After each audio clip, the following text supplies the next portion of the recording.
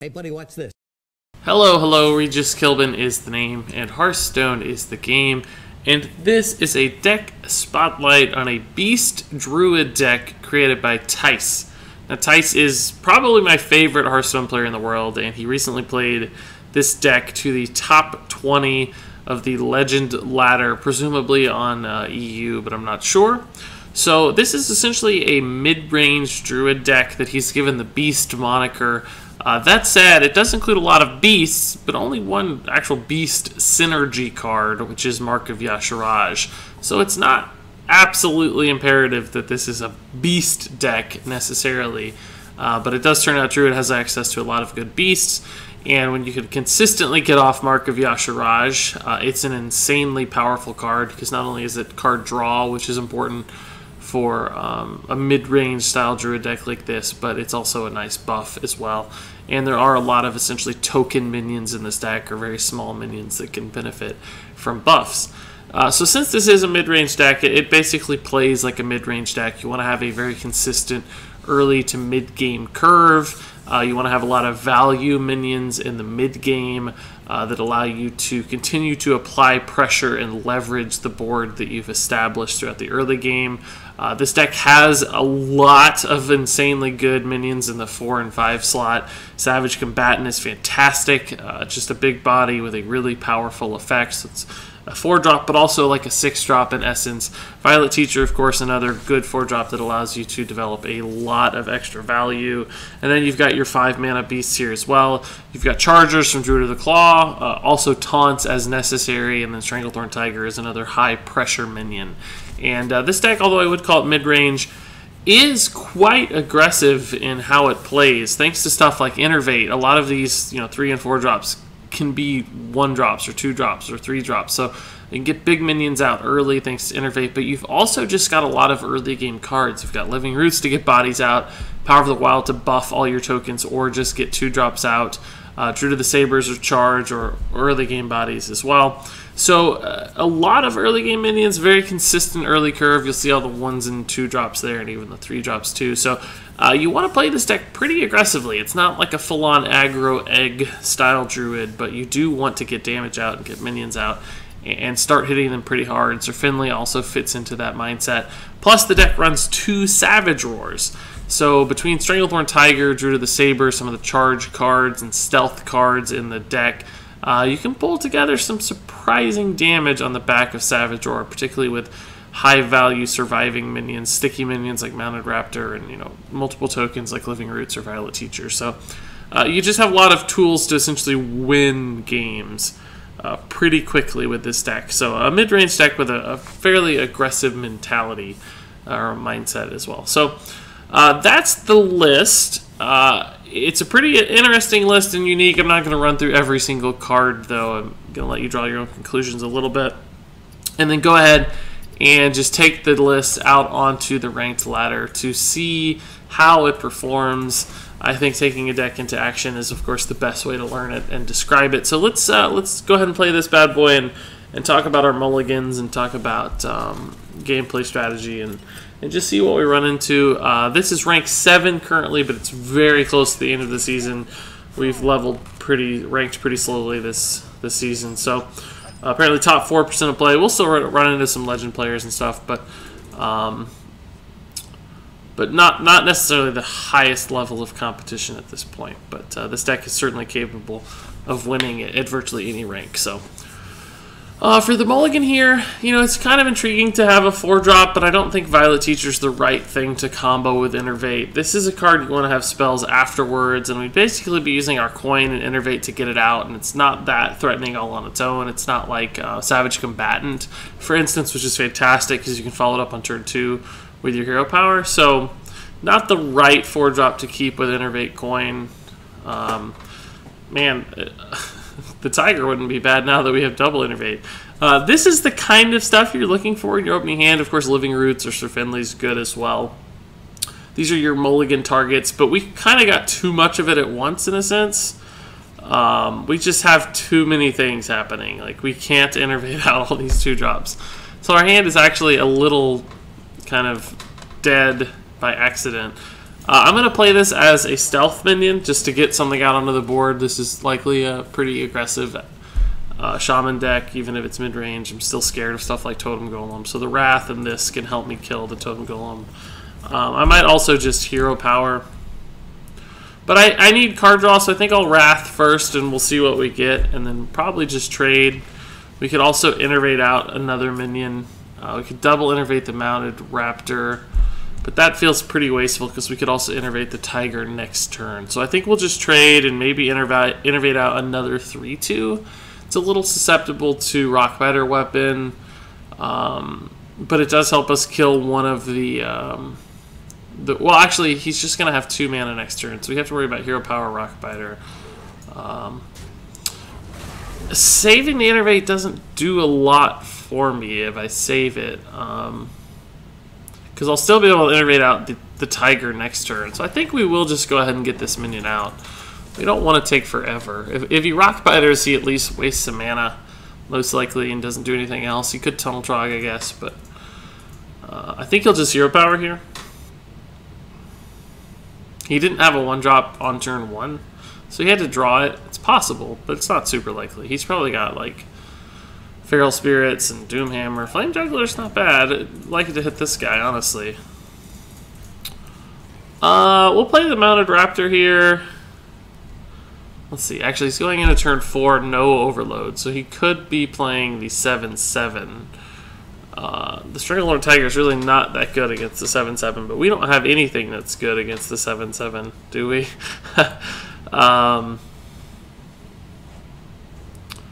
So innervating out the Stranglethorn would just go face and then it'd die for free, more or less. I guess I'll play the Mounted Raptor instead and just be a little slow.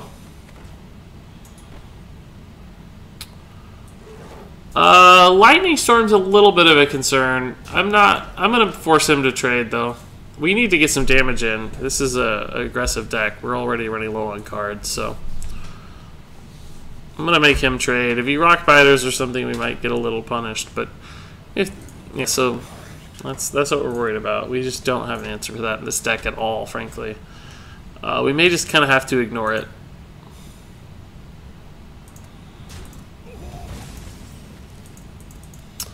Sir Finley doesn't help, most likely. Probably just going to play these two.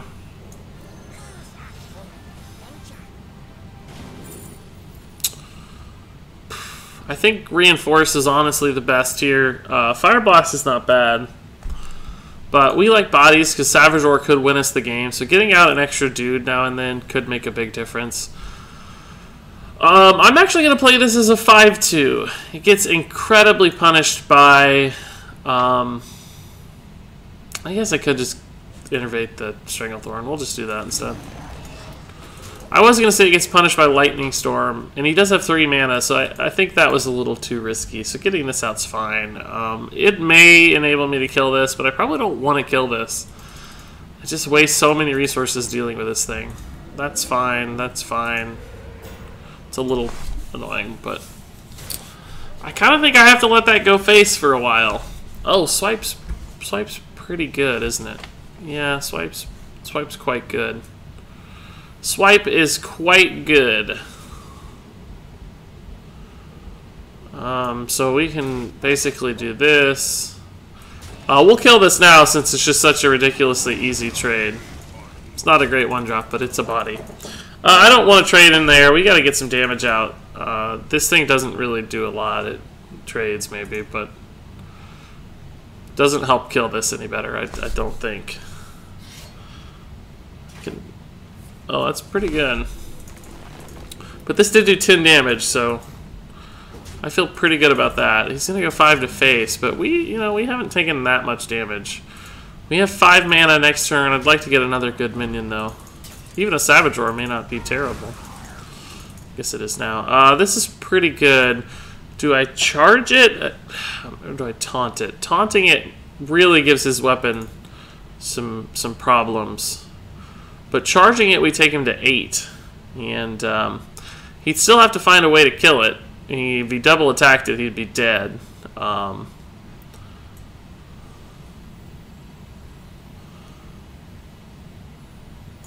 Taunting is a little susceptible to something like Hex, I guess. This is a little susceptible to not much. Stormcrack, I suppose. But even if he Stormcracks it, if it had been a taunt and he Stormcracked, he could have gotten it for free with a totem, or he'd had to use 1 weapon charge, which would have taken 4 damage, so I don't know that it makes a huge difference.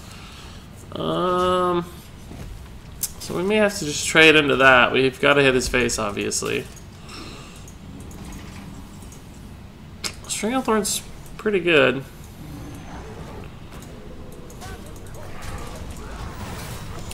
So we have 6 damage showing. There's a lot of lethal draws in our deck. Mark of Yasharaj is, well, assuming he doesn't get taunts and stuff, but as the board sits, we have a lot of ways to win the game. Feral Spirits is going to delay that, though, and we're going to take a lot of damage. We may have... Oh, that's bad, too. Jeez. Savage Roar is a decent draw. Mark of Yasharaj is actually a decent draw just to give me some cards. It doesn't really help me trade much because this is not a beast, but... man, I could just... I may have to do some math here, right? This can be played on this and trade, so it saves me 2 damage. So he has 4-7 right now. He only needs 2 damage to win the game. If I Mark of Yasharaj this, what could I draw that would put me into the game? Oh man, any overload pretty much kills me. Rockbiter. Jeez, that's 5, that's 7. I think I have to try to play this safely. I don't know.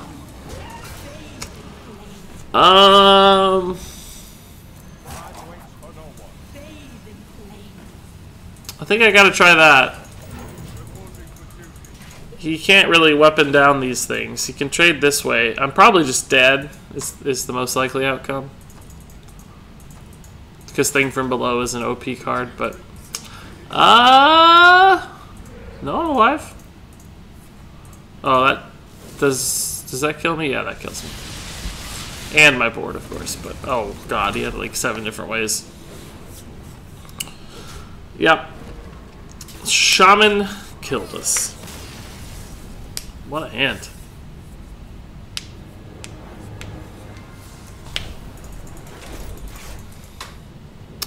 I think we probably made the right place there. Taunting the Druid of the Claw would have traded a little more effectively into the Thing from Below. Would have left a 4-1 taunt. But he could have just weaponed it down and we'd have had the same amount of face damage and would have only saved us 2 damage to our own face, and he had like 7 or 9 overkill or something on that last turn because of the Rockbiter, so I don't think it would have made a difference there.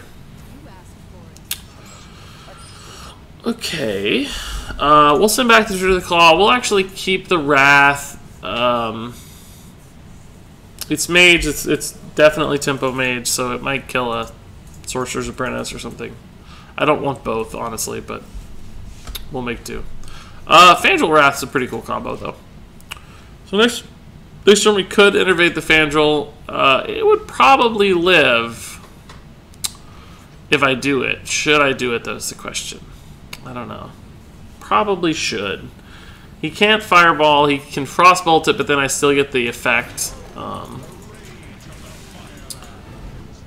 He can't Arcane Blast. I guess he could Arcane Blast, but it would only hit for 4 with the Cult Sorcerer. Yeah, so Frostbolt and Coin Arcane Blast is... Oh, Arcane Missiles. This could matter. Yeah, it sucks. Well, we did use a lot of his spells, at least. We'll go ahead and stealth this. The charge is not very good against Mage's Ping. We don't have a lot of stuff to do. The Flame Wakers will probably have to kill it. Cult Sorcerer we can kill. This is not a great turn.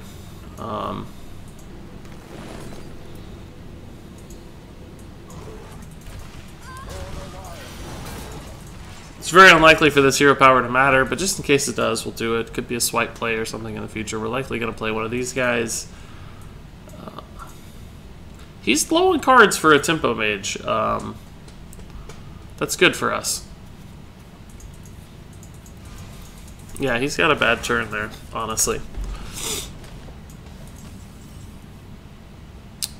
I think I'll just go ahead and play the Druid of the Claw. Perhaps the Stranglethorn's a little better, but I think this still kills everything I need to kill that they play. I'm not going to charge. I don't think it matters. He might fireball this regardless. So 6 versus 4 is the same. I think I want a hero power here. Oh, definitely want a hero power now.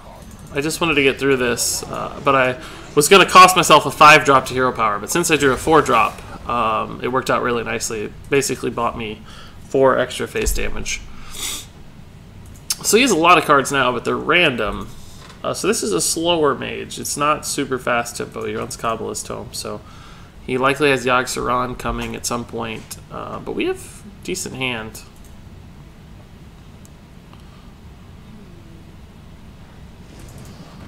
Water Ellie. I can hero power and wrath that down. Could even play this.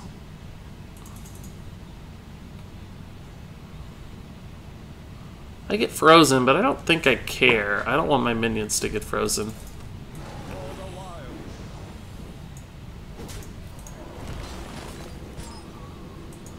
So I think I'm going to Living Root's Power of the Wild here. He apparently really wanted this at 3 health. This gets just wrecked by Flame Strike, but I think he has like a Frostbolt or a Forgotten Torch or something he was setting up last turn. That's all he had the mana for. I mean, he might be really smart and he might be feigning that kind of play and actually have a Flame Strike. But I don't think that's the case, to tell you the truth. Even if he does Flame Strike, I still have a 5-attack minion out, so it's not the worst thing in the world. I hate that I'm frozen again because this is still on the board, but I'd rather have these minions attacking than my face attacking. Okay, no Flame Strike. That's insanely good. He's really slow. Look how slow that hand is. So slow. Yeah, there's the Forgotten Torch we were worried about, so that was legit. Oh, that's a big... No way! He got it. Oh, that's so dumb. So we have 7, 9, plus 2 is 11 damage. I don't think we need to do that just yet. Although I guess it doesn't really hurt. This will make the Stranglethorn lethal, and he has to deal with the rest of the board too, so probably worth. You can ping it, but there's 2 ping targets anyway.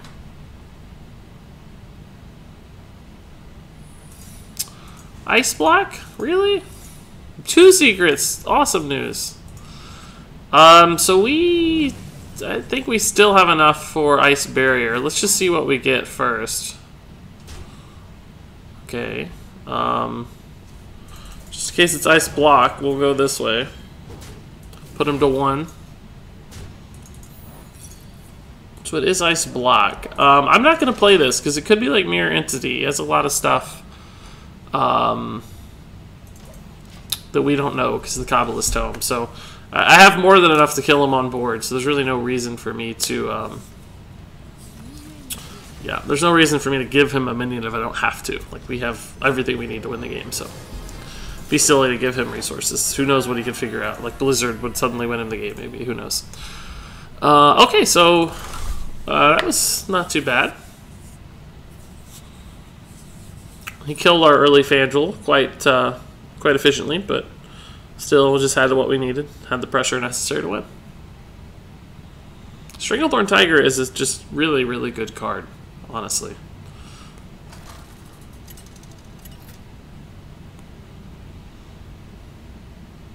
Priest, wow. That is not something you see every day. In fact, that's something you rarely ever see.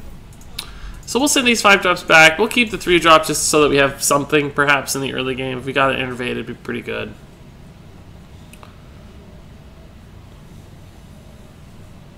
You really don't want to have one of those hands where it's like 4-drop, 4-drop, 5-drop.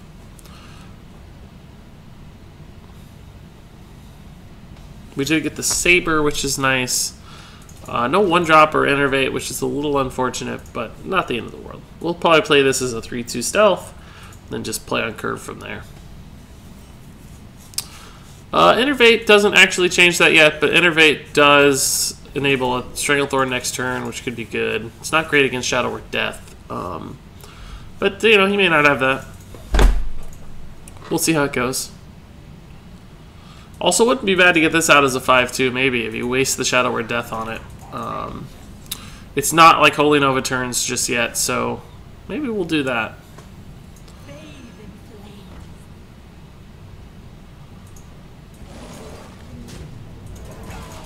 I could get Death, but a 2-5 could get Pained, so it's really kind of irrelevant. He doesn't have a way to do 2 damage anyway.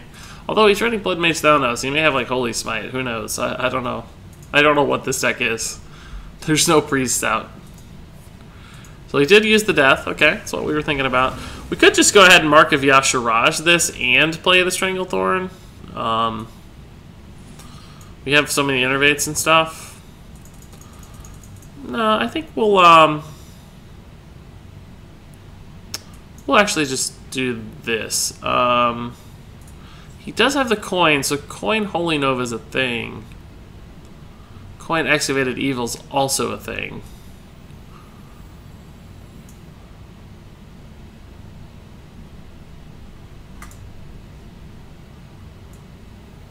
But I think I'm gonna go for it. That does leave me a 5-attack minion out, I guess, or something even if he Excavated Evils, which it seems unlikely, right? I just don't think that's going to happen. Seems very unlikely.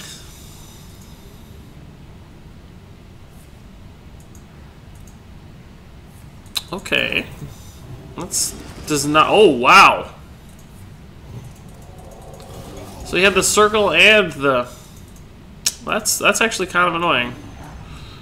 We'll have to do this just to draw a card. It's not a good card at this point. It's a pretty good turn. Brace the Shadow. Clear. Pretty good turn. Wasn't the AoE we talked about, but it was some AoE.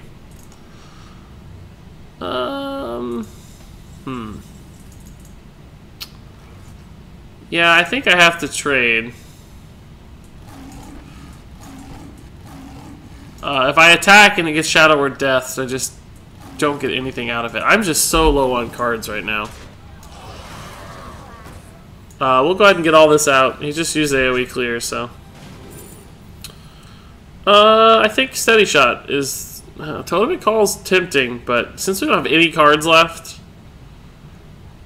And Totem Call is not that great against Priests in general. I don't know, this negates his hero power. Turns his hero power off, basically. I think we're going to lose this game, though. We're playing a Priest who's at 25 health on turn 6, and we don't have any minions. So he did have an Excavated Evil in hand, even. He used Embrace the Shadow just for the full clear. That's intriguing. He could have dealt with 90% of our board that last turn. Ugh, we're in a bad spot. We don't even have any card draw. We're just in a bad spot. Fandrel's a good card, but it just gets Shadow Word Pained. Wrath would be a good draw if this lives, but I don't expect it to. I think we're just going to lose really hard.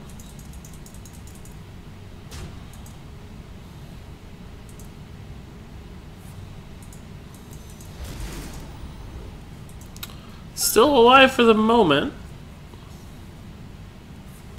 Still alive. Okay, Wrath is still a great draw. He does run Holy Smite. Wow. I was mostly joking. Swipe is kind of useless. Yeah, I just don't think we have any outs here. No combo, so there's no like last minute, last ditch save effort type deal happening in this game. He does keep healing minions though, so I don't know. It's all card draw. I don't care about any of that stuff. Savage Roar is literally useless. But we are piecing together some damage, I guess. Give me a stealth minion and... Oh lord, that's a heal for 4 every turn. Now I don't think we have a shot, because I can't kill that. I guess I could technically kill that this turn. But it requires every resource I have.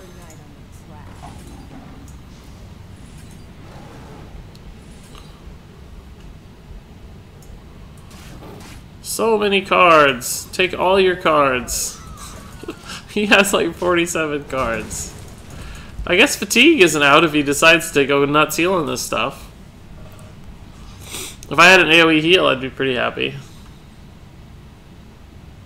Circle of Healing would draw him 6 cards.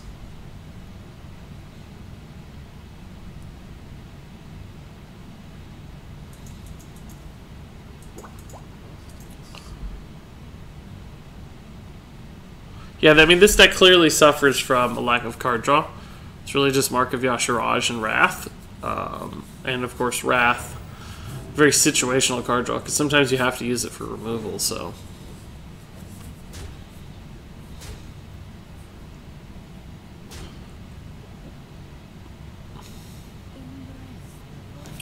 Soul Priest. Okay, so he can't heal right now, but we're taking a ton of damage. I think we're probably dead next turn, just from on-board stuff.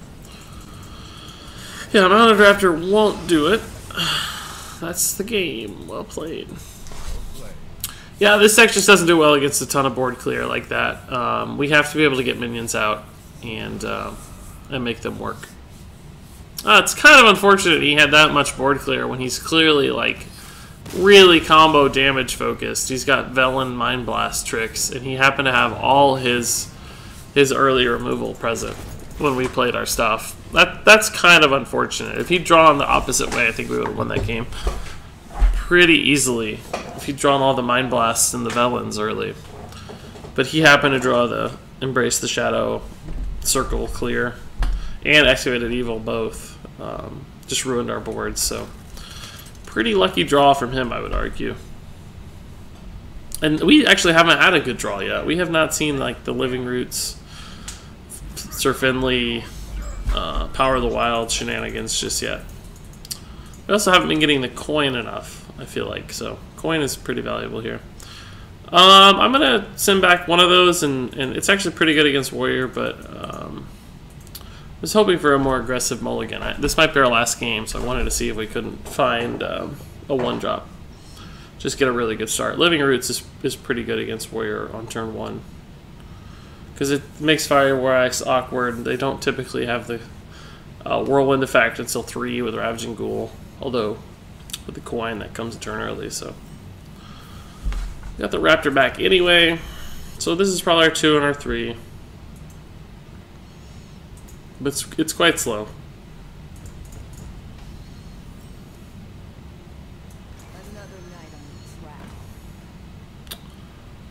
There's really no incentive to charge this. He could coin Ravaging Ghoul to kill it instantly.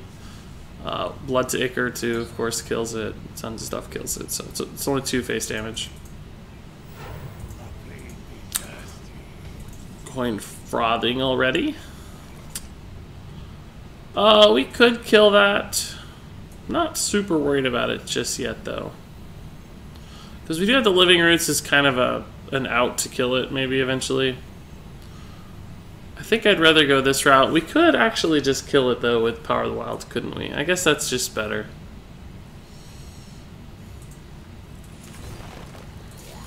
This is a free kill. This dies to Whirlwind effects, of course, but these don't, so it's if you're Ravaging Ghouls, we're not that bad off.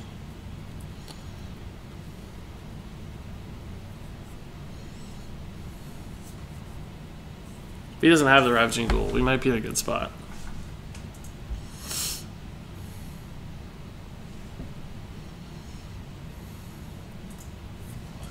Blood to Ichor coin Ravaging Ghoul? No, he already coined, so I'd be setting up like a Revenge next turn. We'll play the Violet Teacher and trade. He's probably gonna like Ravaging Ghoul execute this, which would suck, but not the worst.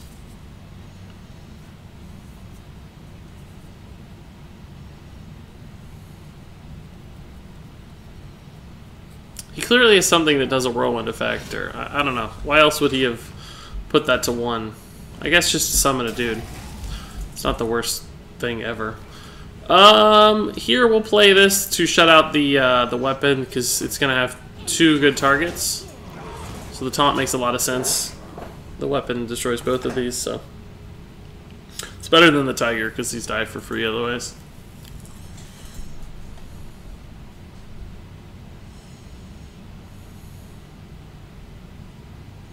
Next turn, I mean, we've got 6 mana, so we'll see what we can do. Sir Finley's fine, Stranglethorn's good. He's like, looks like Tempo Warrior basically so far. You know, he's got the Frothing and the Wrathy Weaponsmith, so not super control-oriented and certainly not a pirate style, at least as far as we can tell. He's got a lot of cards in hand, though, so... yeah, it definitely just looks like Tempo Warrior. Wrath's actually a pretty good draw. We can do a 6 mana thing here. We'll trade first. This will have 4 health remaining. We can Wrath it down. Do a lot of face damage and actually summon a dude. Let's play Sir Finley first. I don't think there's any hero power that matters, but it's just good to know. Life Tap is pretty good, but Steady Shot's not bad either. How much damage are we doing? We're going to do 7 damage. He's going to be at 13. We're going to have a lot of stuff on board. I'm a little worried about a board clear. I'm going to go ahead and take Life Tap. Like Brawl or something, if he happens to run it, would put me in a bad spot with Steady Shot. But, yeah, Life Tap. Life Tap gets us out no matter what. So Life Tap's good when you're looking for lethal, and it's good if the game happens to stretch on a little bit. So Life Tap's definitely probably the best hero power in the game, and also happens to fit this deck pretty darn well too. Alright, so that's actually going to wrap it up for me in the Beast Druid by Thijs. We did play 4 games there, went 2-2. Got a pretty bad draw against the Priest, I think. So all in all, a lot of potential in this deck, clearly. It's just you've got to draw relatively well and make sure you don't get board cleared, because you don't have the card draw necessary to recover from crazy board clears like that. So against that Warrior basically was ideally exactly what you want to happen. A lot of stuff out on the board.